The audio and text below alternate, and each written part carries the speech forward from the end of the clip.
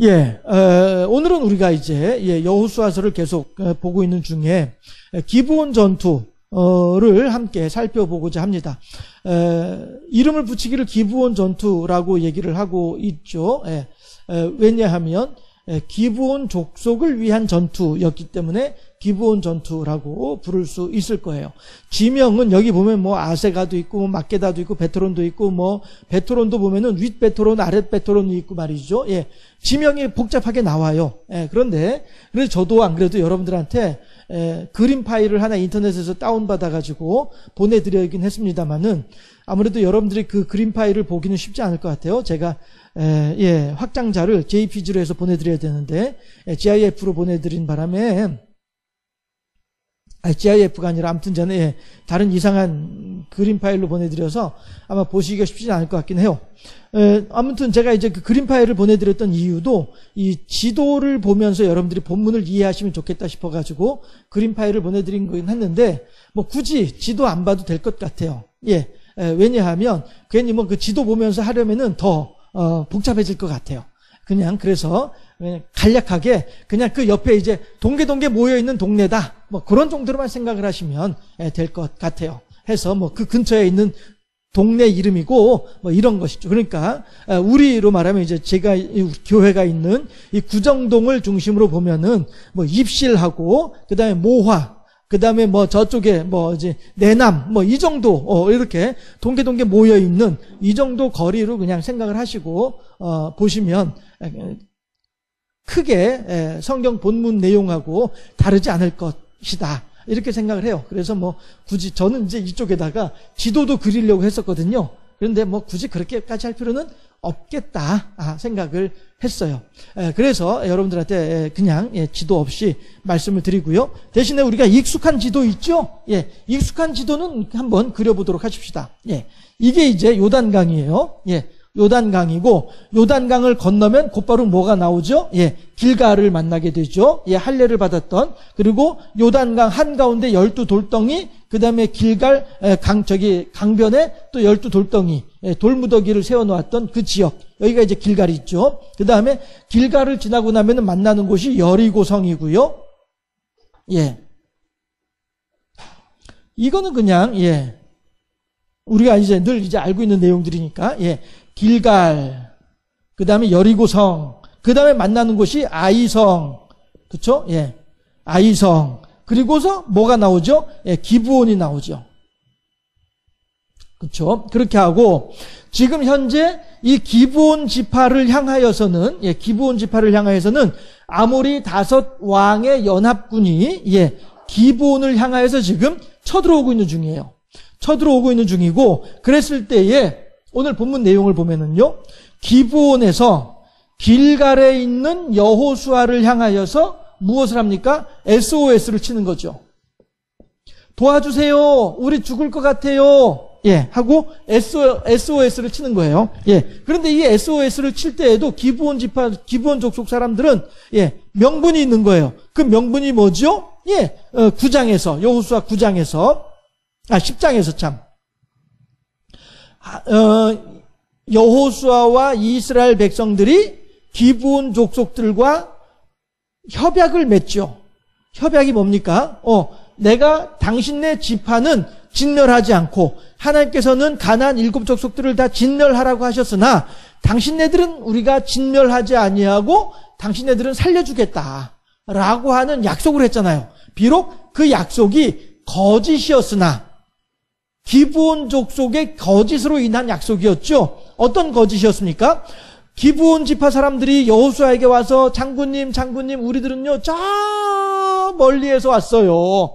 장군님 그 먼 데까지 쫓아와서 우리들을 진멸하시려면은 장군님 귀찮으시잖아요. 그렇죠? 그러니까 우리들은 그냥 언제든지 하나님의 말씀을 들으면서 하나님께 순종하는 그런 사람들이 될 터이니 저 멀리에 있는 우리 지파까지 수고롭게 오실 필요 없이 그냥 이 근처에 있는 이 7족속들 근처에 있는 족속들만 진멸하시고 우리들은 그냥 살려주시면 정말로 좋겠어요.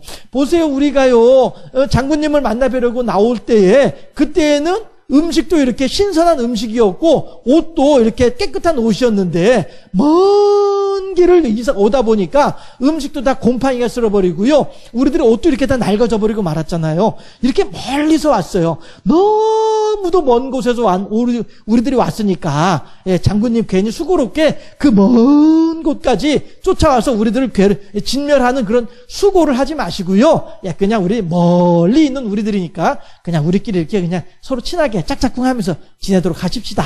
이렇게 이제 얘기를 한 거죠. 이것이 기브온 족속의 거짓말이었죠. 그렇죠? 비록 그들은 거짓으로 한 말임에도 불구하고 여호수아는 성경에서 그렇게 나오잖아요. 그들이 하나님께 묻지 아니하고 결정해버리고 말았어요. 그렇죠? 그 거짓에 대해서 이들이 하나님께 물었으면 하나님께서 야, 걔네들 거짓말이야. 새빨간 거짓말이야. 라고 가르쳐 주셨을 텐데 하나님께 묻지도 아니하고 그래 알았어. 너희들하고 그래. 뭐 약속해. 맹세해. 그 먼 곳까지 우리가 갈 필요 없이 그래 같이 그냥 사이좋게 지내자. 짝짝꿍 하면서 쎄쎄쎄 하면서 잘 지내자. 이렇게 약속을 해버리고 마는 거예요. 그렇죠? 그렇게 하고 난 뒤에 하루 이틀 사흘이 지나고 나니 더 이상 이 약속은 물르고 싶어도 물을 수가 없는 약속이 된 것이죠. 비록 그들이 거짓으로 인한 거짓말로 사기를 쳤음에도 불구하고 그 약속은 물을 수가 없게 되는 거예요. 이것이 하나님의 법인 것이죠. 모든 맹세는 하루 지나고 이틀 지나고 사흘째 되면은 더 이상 그 맹세는 변개할 수 없느니라, 물을 수 없느니라. 이것이 하나님의 법이었단 말이죠. 비록 그들이 거짓을 했음에도 불구하고 그들이 사기를 쳤음에도 불구하고 그리고 이스라엘 백성들도 실수를 했잖아요. 뭐예요? 여호와께 묻지 않냐고 결정을 해버렸으니까. 그러니 이 약속에 대해서는 서로 간에 지키는 것밖에는 달래 방법이 없게 되는 것이죠. 그래서 이 기브온 족속들이 그 약속을 근거로 길갈에 있는 여호수아에게 SOS를 치는 거예요. 어떤 SOS예요? 아모리 다섯 왕 연합군들이 우리들을 치려고 좀 쳐들어오고 있어요. 우리 이제 꼼짝없이 죽게 생겼어요. 기브온에서 하는 말이 여호수아 장군님, 우리들은 장군님만 믿고 우리들이 이 아모리 다섯 임금들을 배신을 했는데 이제 이 다섯 임금들이 우리가 배신했다고 해서 우리들을 지금 진멸하겠다고 쫓아오려고 있어요. 우리 다 죽게 생겼어요. 약속을 따라서 우리들을 도와주셔야 되지 않겠습니까? 라고 지금 얘기를 하고 있는 거예요. 제가 이제 한창 기도 훈련하고 이렇게 할 당시에 우리 이제 그룹의 지도자, 그룹을 이끌던 지도자가 있었는데 이 사람이 해주었던 이야기가 뭐냐면 저하고 이제 둘이서 대화하면서 했던 이야기였었는데 뭐라고 얘기를 하냐면은 기도를 할 때에 성경 말씀을 근거로 기도를 하게 되면 훨씬 더 응답이 빠르지 않겠느냐 이런 얘기를 했었어요. 그러니까 그게 뭐겠습니까?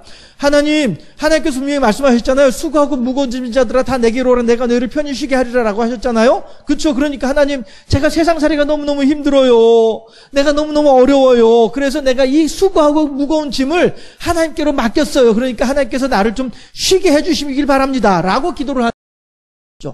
그냥 단지 아이고 하나님 내 신세가 어째서 내 팔자가 어째서 이렇게 기도하는 것보다 수고하고 무거운 짐진 자들한테 내게로 오라 내가 너희를 편히 쉬게 하리라 라고 약속하셨잖아요. 그러니까 하나님 약속대로 내가 편히 쉴 수 있도록 해주시길 바랍니다. 이렇게 기도를 하더라도 성경 말씀으로 근거해서 기도를 하는 것이 훨씬 더 좋지 않겠느냐라고 하는 그런 얘기를 들은 적이 있었었는데 지금 기브온이 길갈에 있는 여호수아에게 그것을 근거로 지금 구원 요청을 하는 것이죠. 약속하셨잖아요. 여호수아 장군님, 우리 기브온 족속들 지켜주기로 약속하셨잖아요. 그렇죠? 그 약속을 따라서 이제 아모리 다섯 왕들로부터 우리들을 구원해 주세요라고 하는 SOS를 친 거예요. 그래서 제가 그랬을 때에 이 길갈에서 이스라엘 백성들을 여호수아가 이끌고서 기브온으로 와요. 기브온에 와서 여기서 이제 전투가 벌어지는 거예요. 그래서 아모리 다섯 왕들과 여호수아 이스라엘 군대가 여기서 만나서 이제 전투를 하게 되는 거예요. 그런데 이 전투가 새벽에 기습작전이었어. 기습작전이다 보니까 이 아모리 다섯 임금들이 이 기습작전을 감당을 못하고서 밀리기 시작을 하는 거예요. 밀리기 시작을 해가지고 자기네들이 이제 아래쪽에서 올라왔는데 여호수아 장군과 이스라엘 군대의 공격에 의해서 밀리다 보니까 베토론 쪽으로 도망을 가게 되는 거예요. 예, 이렇게 하면서 이제 기브온이 아얄론이 뭐 이렇게 나오게 되는 거란 말씀이죠. 예.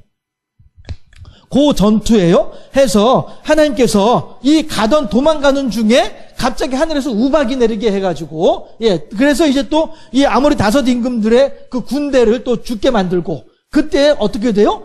이스라엘 군인이 죽인 숫자보다 이 우박을 맞아서 죽은 숫자가 더 많았더라. 오늘 본문에서 그렇게 나오고 있죠.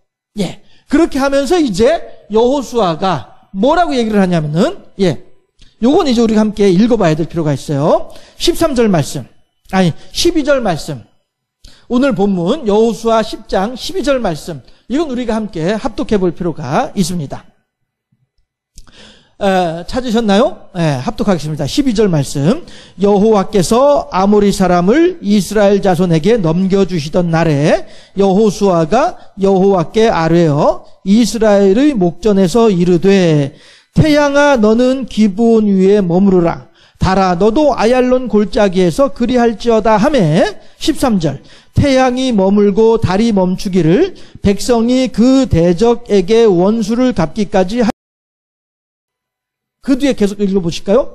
야살의 책에 태양이 중천에 머물러서 거의 종일토록 속히 내려가지 아니하였다고 기록되지 아니하였느냐?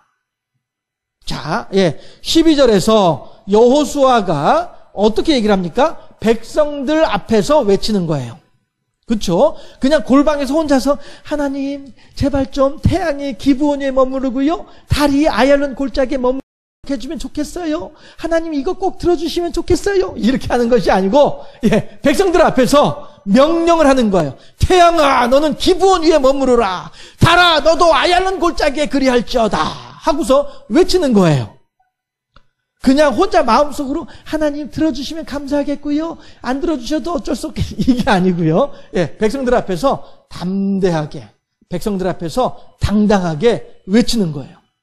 예를 들어서 아니할 말로, 예, 그렇게 했는데 태양이 쭉 지나가가지고 해가 저물어버려. 그러면 여호수아는 여호수아로서의 체면이 완전히 깎이는 그런 시간이잖아요. 그렇죠? 안 그래도 지금 예, 여호수아 8장, 여호수아 9장에서 여호수아가 두 번이나 실수를 하면서 아이성 1차 전투에 실수했었죠. 그 다음에 예, 그 기브온 족속들과의 또 실수했었죠. 이렇게 하면서 지도자로서의 체면이 완전히 구겨진 상태인데, 예, 초보 지도자로서 완전히 이스라엘 백성들 앞에서 체면이 구겨진 상태인데 이 기브온 전투에서 이 중요한 순간에 모든 이스라엘 군인들이 와 하면서 기세등등해가지고 아모리 족속들을, 아모리 다섯 임금의 연합군들을 막 물리치고 있는 중인데 여기에서 여호수아가 백성들 앞에서 태양아 달아 막 이러고 있으면은, 예, 그런데 만약에 여호수아가 외쳤던 대로 되지 않았다고 한다면 이스라엘 백성들의 입장에서는 대체 저 지도자가 어떻게 된 지도자야? 왜 이렇게 하는 일마다 다 틀려? 이렇게 되면은 지도자로서의 리더십이 완전히 깎여버리는 순간이란 말이죠.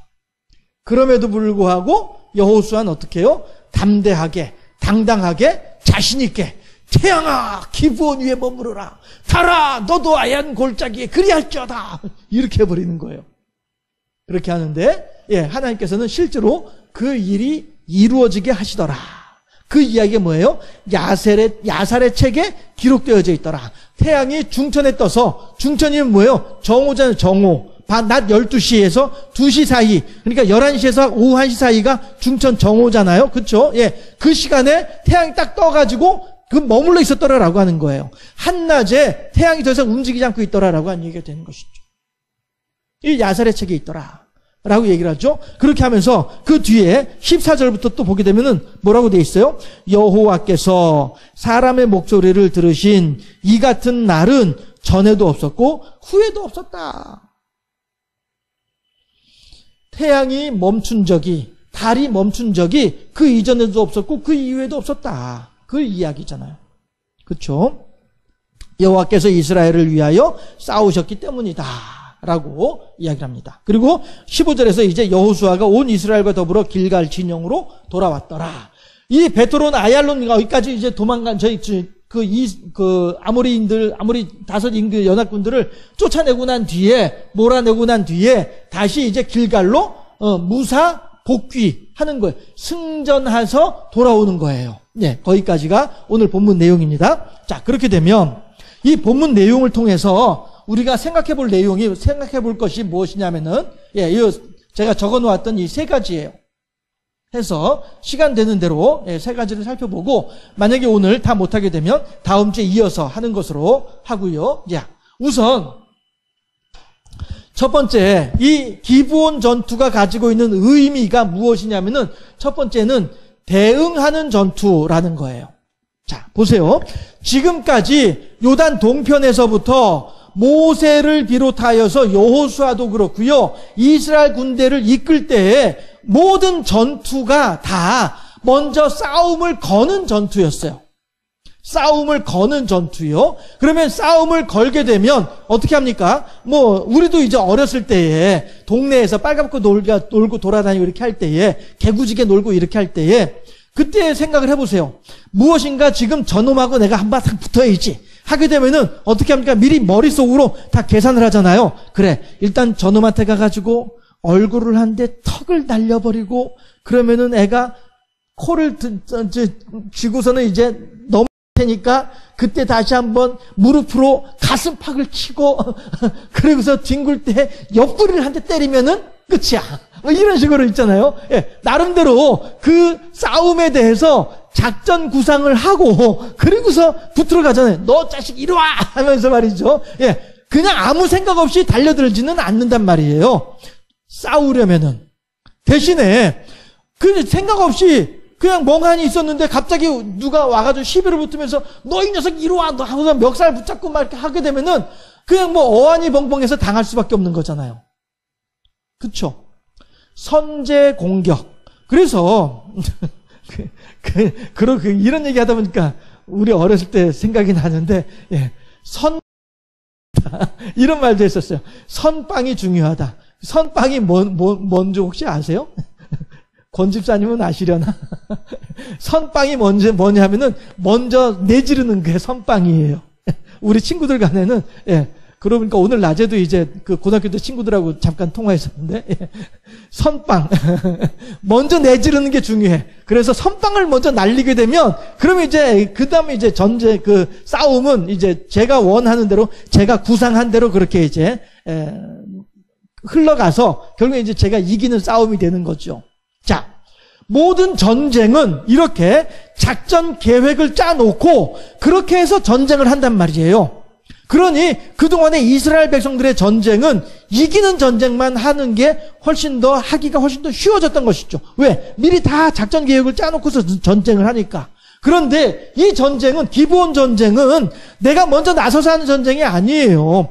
아무리 다섯 임금들이 연합군을 이루어가지고 기브온을 진멸하겠다고 쫓아오니, 그러니까 SOS, 약속에 의해서 이스라엘 백성들이, 여호수아가 가서 기브온을 위해서 싸워주는 전쟁이란 말이에요. 해서 대응하는 전투였더라. 다시 말해서 계획이 없어요.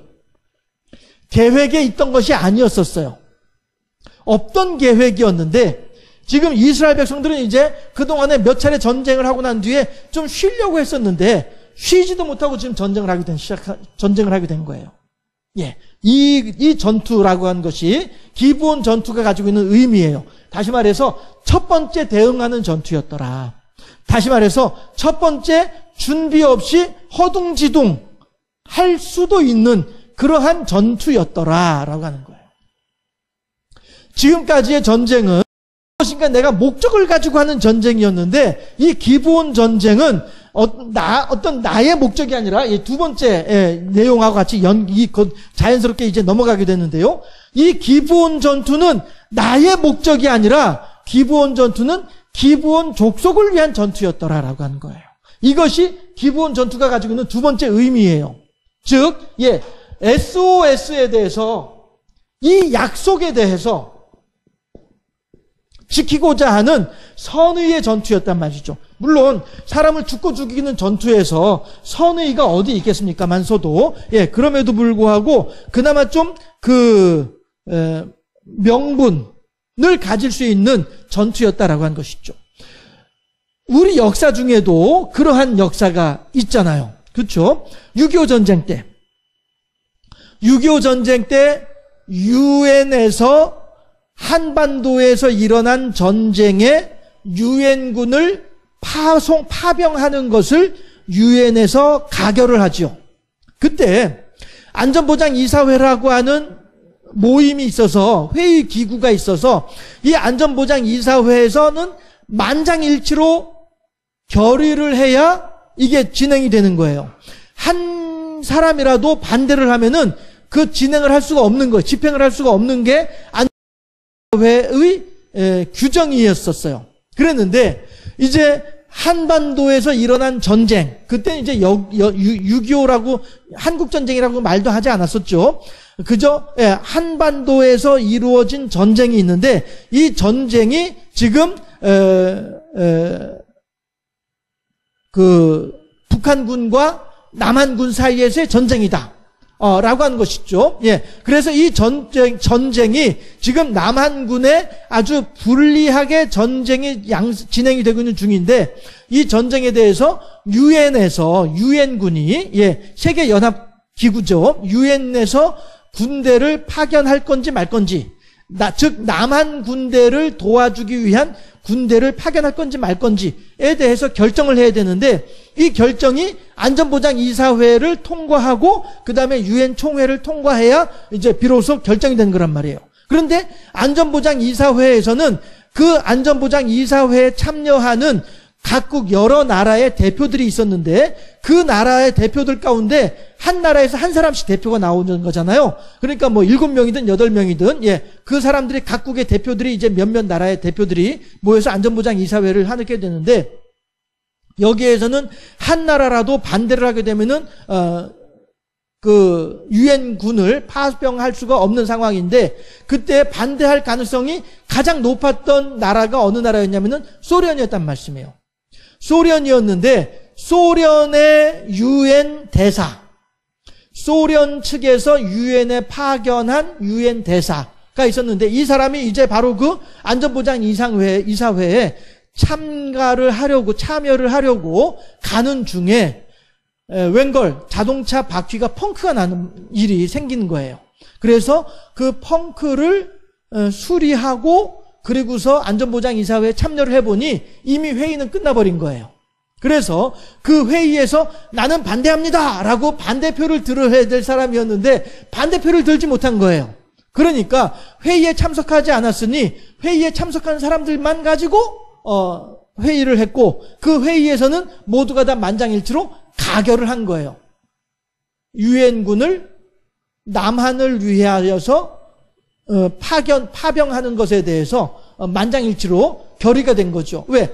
거기에 대해서 반대표를 던질 가능성이 컸었던 소련 측의 대표가 자동차 바퀴가 펑크나는 바람에 참가를 못하니까 그 반대하는 사람 빠져버리고 나머지 사람들은 다 찬성하니까 만장일치로 통과가 된 거예요. 그래서 유엔 총회에서 그 사실이 이제 회의에 붙여지게 되고 거기서도 마찬가지로 찬성 쪽으로 더 많은 사람이 찬성을 하니까 유엔군을 파견하게 된 것이었죠. 그렇게 해서 우리나라에 파견된 유엔의 국가가 유엔 소속 국가가 16국가 16개 국가에서 각자 나름대로의 군인들을 파병을 한 거죠. 그랬을 때 이 중에는 물론 전투병을 파병한 그런 국가들도 있고 또 의무병을 파병한 국가들도 있기도 하고요.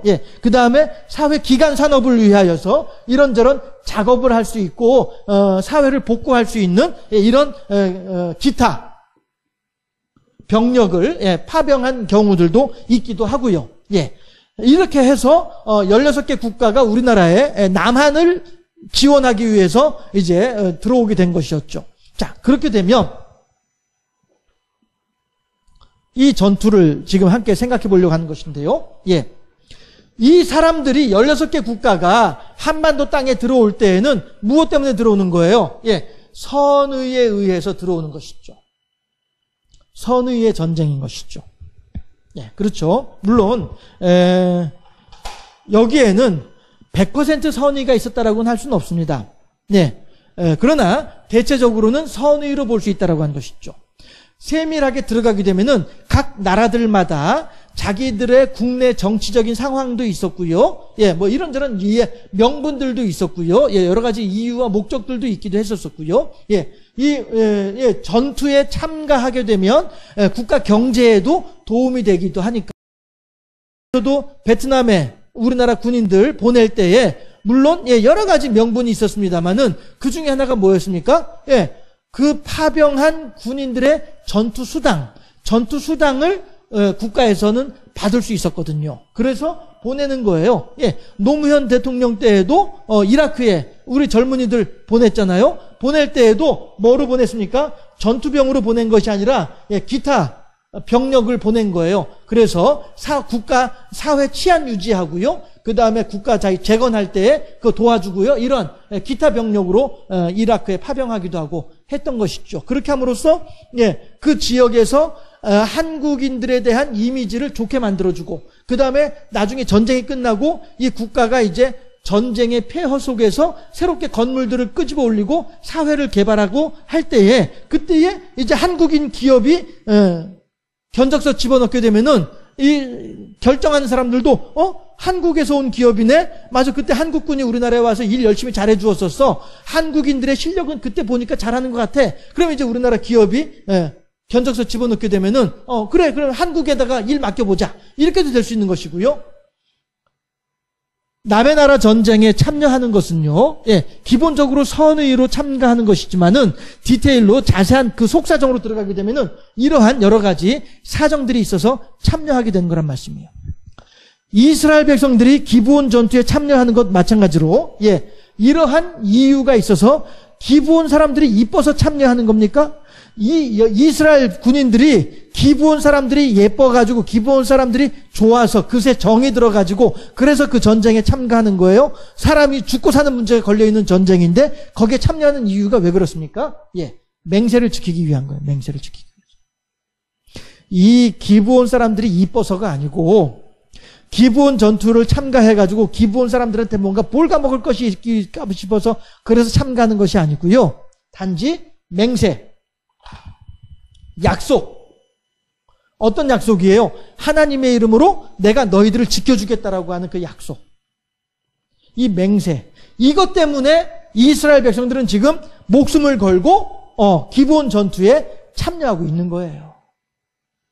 이 16개 유엔 국가들이 각자 자기들의 어떤 그런 사정들 때문에 그 전투에 한국 전쟁에 참가하는 것처럼 우리나라도 마찬가지로 베트남 전쟁에 뭐하러 거기 전쟁터에 뭐하러 갑니까? 국가 경제를 살리기 위한 방안으로 보내는 거예요. 노무현 대통령이 뭐 때문에 이라크에 우리나라 군인들을 보냅니까? 노무현 대통령이 파병할 때에 끝까지 미국하고 협상했던 내용 중에 하나가 뭐였냐면은 절대 전투병 보내지 않는다. 가서 사람 죽이고 하는 이런 전투병, 우리는 한국 군대 절대 전투병 보내지 않는다. 한국군이 이라크에 가서 죽는 거 그 꼴 못 본다 해서 기타 병력들, 비전투 요원들로만 보내는 거예요.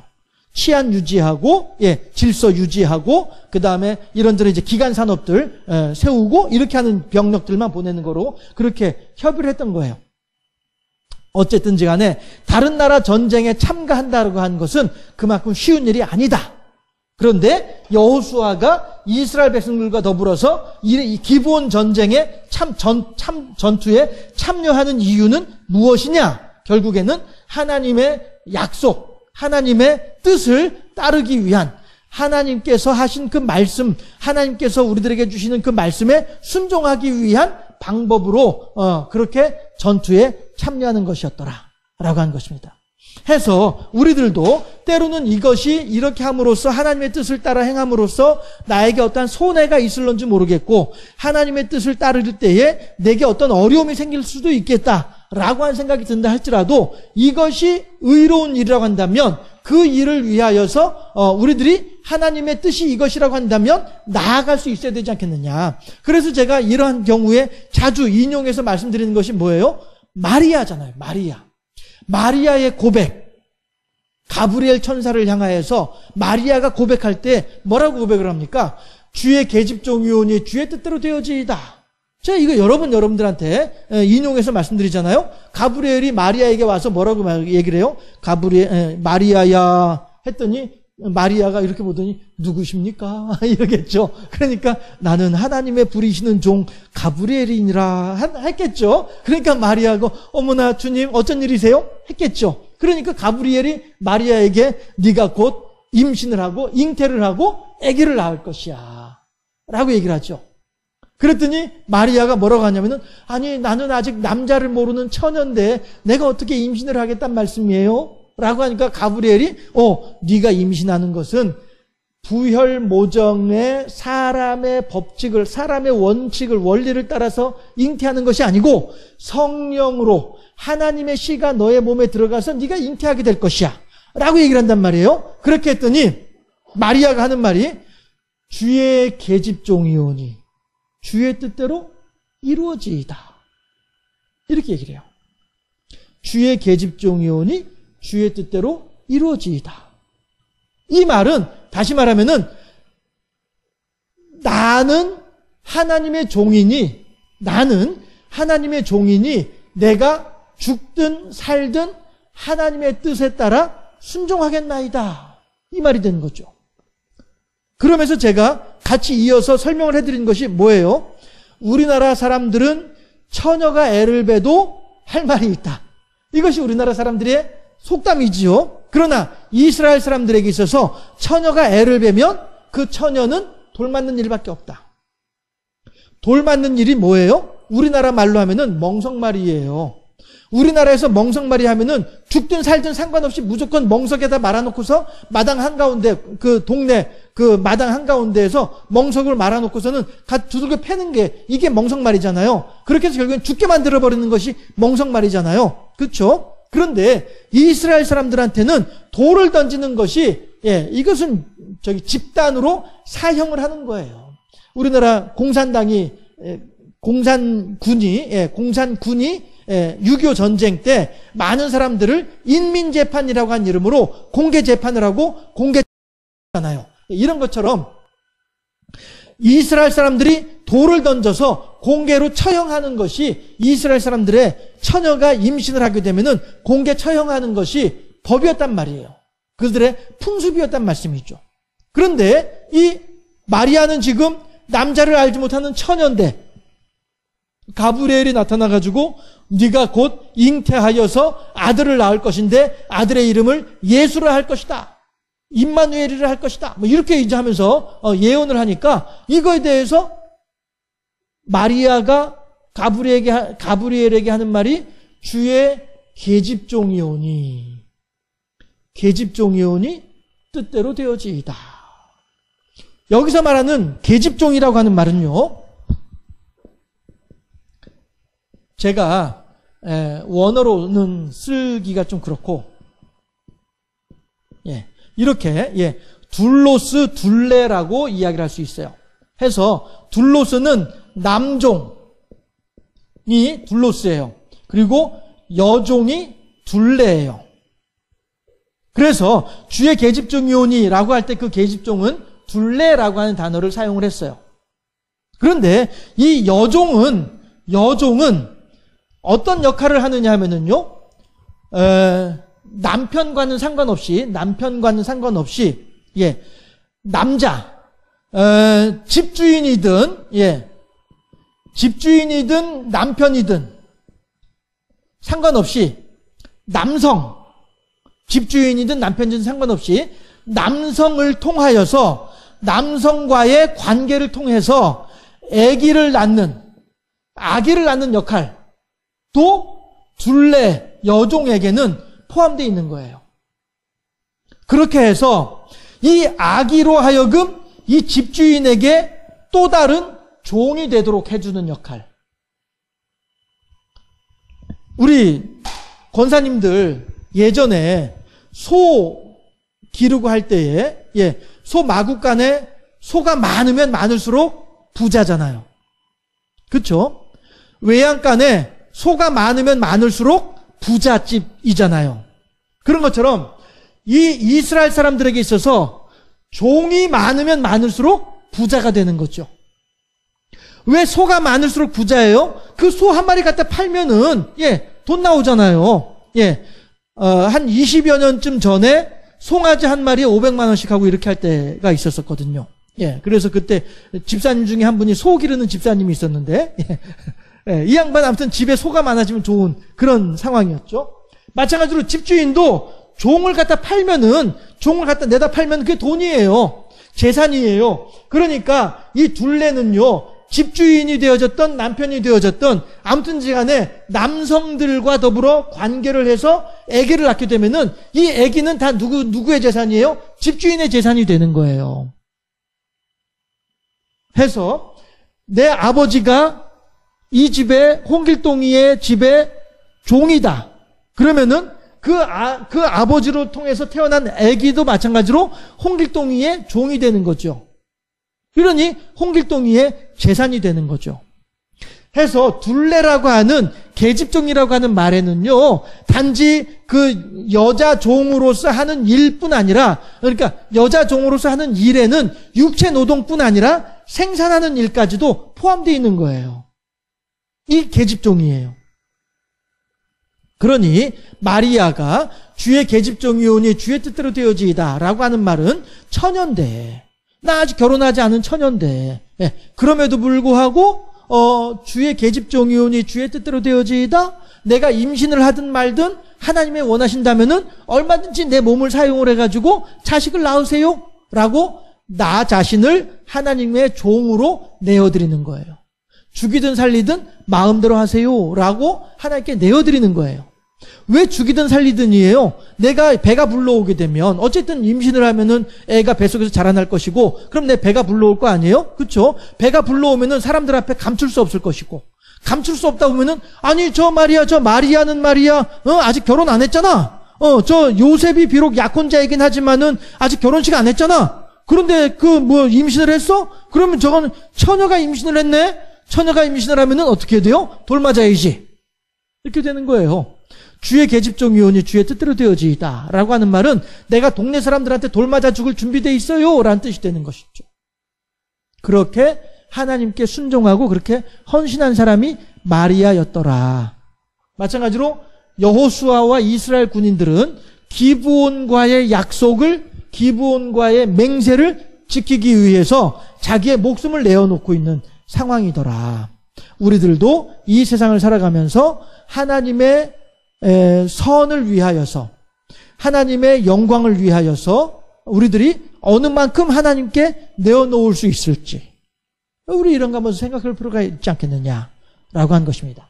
첫 번째, 대응하는 전투에서는 우리들이 생각해 볼 것이 무엇이냐 하면은, 과연 우리들은 이 세상을 살아가면서 무엇을 목적으로, 무엇을 목표로 살아가고 있느냐라고 하는 것이죠.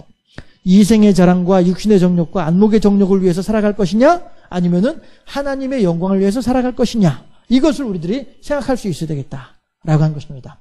해군에서는 제가 이제 계획 없는 전투였다라고 얘기를 하면은, 해군에서는 어떤 말을 쓰냐 하면은요,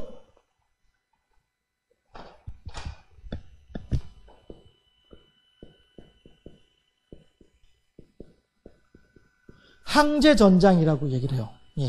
항상 전투의 현장에 있다 라는 뜻이에요. 항제전장이라고 얘기를 해요. 해서 육군은 딱 이제 경계선이 정확하게 세워져 있죠. 그래서 아군 지역과 적군 지역, 이게 분명히 구분이 되어져 있죠. 그러나 바다에서는 보이지 않게 이제 잠수함도 많이 있고 하기 때문에요. 일단 배가 부두에서, 항구에서 떠나게 되면, 부두에서 떠나서 바다로 나가게 되면은 어디든지 다 전쟁터다라고 얘기를 하는 거예요. 그래서 실제로 저 같은 경우에도 북한군을 직접 만난 것은 아니었습니다만은 일본의 순시선은 직접 만나가지고 전투태세에 들어가기도 하고요. 이런 일들도 있기도 했었고, 그 다음에 아무튼 여러 가지 실전들을 경험을 했었어요. 그렇게 했었는데, 어쨌든 항제전장이라고 하는 말이 저는 우리 기독교 복음에 있어서도 하나님의 뜻대로 살아가고자 하는 사람들에게 있어서도 매우 중요한 의미를 가지고 있다라고 저는 생각을 하는 것이죠. 그래서 전장이 아니라 하나님의 뜻으로, 하나님의 사역의 현장으로 예. 우리들이 이렇게 생각해 볼 수 있겠다는 것이죠. 해서 우리들이 자나 깨어 있으나 움직이나 뭘 하나 항상 뭐예요? 주의 영광을 위하여서 하라. 라고 하는 말이 있는 것처럼 말이죠. 예. 대응하는 전투, 계획이 없었던 전투였어요. 그럼에도 불구하고 계획이 없었던 전투임에도 불구하고 이 전투를 성공적으로 이끌 수 있었더라? 왜 그래요? 늘 그 전투에 대해서 생각하고 있었기 때문에. 늘 내가 전투에 임하는 마음가짐으로 살아가고 있었기 때문에. 마찬가지로 해군에서는 늘 항제전장의 개념으로 생활하는 거예요. 언제 바닷속에서 북한군의 잠수함을 만날지 알 수 없는 그런 긴장감을 가지고 항해를 하는 것이 해군의 본래의 평상시의 마음가짐인 거예요. 언제든지 전투의 현장이 발생하게 되면 그 전투에 직접 나설 수 있는 준비, 마음가짐이 필요한 거예요. 그런 것처럼 우리들도 마찬가지로 이 세상을 살아가면서 기독교인으로 살아갈 때에는 언제든지 주님 뜻대로 살기로 했네. 주님 뜻대로 살기로, 이 마음을 늘 가지고 살아야 되겠다. 특별하게 어떤 계획이 없다 할지라도, 특별하게 어떤 작전을 짜지 않았다 할지라도 언제든지 누군가가 나에게 싸움을 걸어오면 그 싸움에 대해서 이길 수 있도록 준비를 해놓는 것처럼 우리들이 언제든지 어느 때든지 마귀가 나에게 싸움을 걸어오면 그 마귀와의 싸움에서 하나님의 이름으로 승리, 여호와 니시, 이길 수 있도록 준비를 해야 되겠다. 이것이 대응하는 전투에서 우리가 생각해 볼 하나님의 뜻이라고 한다면, 두 번째, 맹세를 지키고자 하는 전투라고 하는 측면에서 우리가 생각해 볼 수 있는 것은 언제든지 하나님의 영광을 위하여서 우리들이 비록 내게 손해가 되는 일을 할지라도 하나님의 영광을 위한 길이라고 한다면 거기에 우리가 갈 수 있어야 되지 않겠냐라고 하는 헌신의 정신을 우리들이 배울 수 있겠다라고 하는 사실입니다. 해지기까지 노를 품지 말라. 에베소 4장 26절하고 27절, 그 다음에 신명기 21장 23절 말씀을 제가 이렇게 적어놨는데요. 요 부분은 다음 주에 이어서 하도록 하겠습니다. 자, 오늘 우리가 기본 전투에서 생각할 수 있는 두 가지, 세 가지의 의미입니다만은 두 가지만 우선 생각을 해보자면은 대응하는 전투였더라라고 하는 것이고, 맹세를 지키기 위한 전투였더라라고 하는 이 두 가지 항목을 우리가 생각을 해봤는데요. 첫 번째, 대응하는 전투에서는 언제든지 우리가 하나님의 영광을 위하여 살아갈 수 있는 마음가짐이 필요하다. 갑작스럽게 내게 다가오는 전투의 현장이라 할지라도, 그러면 갑작스럽게 전투를 다 하니까 난 그럼 뭐 그냥 꼼짝없이 죽어야 되는 거야? 그건 아니잖아요. 그렇죠? 아무리 족속들은 기습을 하니까 갑작스러운 전투에 다들 혼비백산에서 도망가지만은 우리 예수 믿는 사람들은, 하나님의 군사는 그렇게 혼비백산 도망가면 안 되잖아요. 어느 전투이든지 이길 수 있어야 되잖아요. 항제전장의 마음가짐으로 언제든지 할 수 있는, 전투에 임할 수 있는 마음가짐을 가지고 살아야 될 것 아니에요? 하나님의 영광을 위하여서도 우리들이 그렇게 늘 마음의 준비를 가지고 살아가야 되겠다 라고 하는 것이죠. 그 다음에 맹세를 지키기 위한 전투, 우리들이 이것이 하나님의 뜻이라고 한다면, 이것이 내가 이렇게 하면 분명히 이거 나한테 손해인데 라고 하는 것을 알면서도 불구하고 이것이 하나님의 뜻이라면 나의 손해를 무릅쓰고서라도 하나님께 나를 내어드릴 수 있는, 둘레와 같이, 계집종과도 같이 그렇게 내어드릴 수 있는 이러한 헌신의 마음가짐이 필요하겠다. 두 가지. 언제든지 영주의 신앙, 그 다음에 언제든지 하나님께 나를 드릴 수 있는 헌신의 신앙. 과연 하나님의 사랑하신 경주 생명샘교회 성도 여러분들이요, 과연 우리들은 이 두 가지의 내용들을 얼마만큼이나 가지고 있을까요? 얼마나 나는 하루하루를 하나님의 뜻에 순종하고 하나님의 뜻에 합당하게 살아가기 위한 마음가짐으로 살고 있는지, 얼마나 나는 이 세상을 살아가는 가운데 하나님의 영광을 위하여서라면은 나의 자그마한 손해조차도 무릅쓰고서라도 하나님께 영광 돌려드리도록 나를 수고하고 나를 헌신하고 나를 드릴 수 있을지, 이 점을 깊이 생각해 보면서 하나님께 영광 돌려드리고 새로운 결단을 통해서 하나님을 기쁘시게 하는 복된 길을 주님의 이름으로 축원합니다. 기도하겠습니다.